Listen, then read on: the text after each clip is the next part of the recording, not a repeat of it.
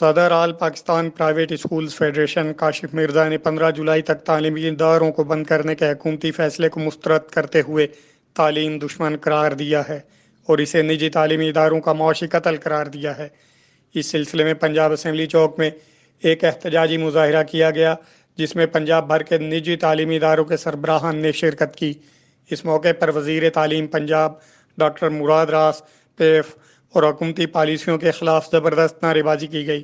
مظاہرین نے پلے کارڈ اٹھا رکھے تھے جن پر ان کے مطالبات درج تھے۔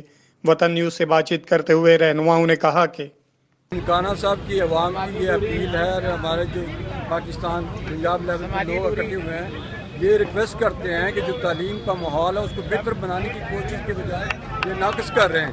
ہم ریکویسٹ کرتے ہیں کہ ہم پڑھی لکھی قوم ہماری ہونی چاہیے، ہمارے ساتھ تعاون کریں تاکہ ہم اپنا جو ذمہ داریاں اس کو نبھا سکیں۔ ہماری یہ ریکویسٹ ہے کہ جو ہمارے بقایا جات ہیں اور جو ہمارے لیے انہوں نے پالیسیاں بنائی ہیں اس پہ غور کیا جائے۔ بسم اللہ الرحمن الرحیم۔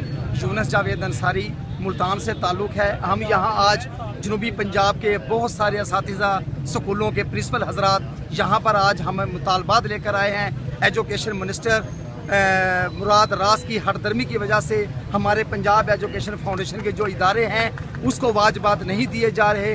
4 ماہ کے ہمارے واجبات ہیں وہ ہمیں اس نہیں دیے جا رہے۔ ہمارے اساتذہ کو تنخواہیں نہیں ملی۔ ہماری اساتذہ، ہمارے فیمیل سٹاف، ہمارا میل سٹاف 4 ماہ سے بھوکا ہے، یہ ہمیں پیمنٹس نہیں دے رہے۔ ہمارا یہ مطالبہ ہے پنجاب گورنمنٹ سے کہ صوبائی وزیر تعلیم یہ جو مراد راج جیسے نااہل انسان کو ہٹایا جائے اور علم دوست وزیر کو تعینات کر کے یہاں پر صوبائی وزیر تعلیم بنایا جائے تاکہ پڑھا لکھا پنجاب کا خواب پورا ہو سکے اور پنجاب میں جو تعلیم ہے وہ گھر گھر عام ہو سکے۔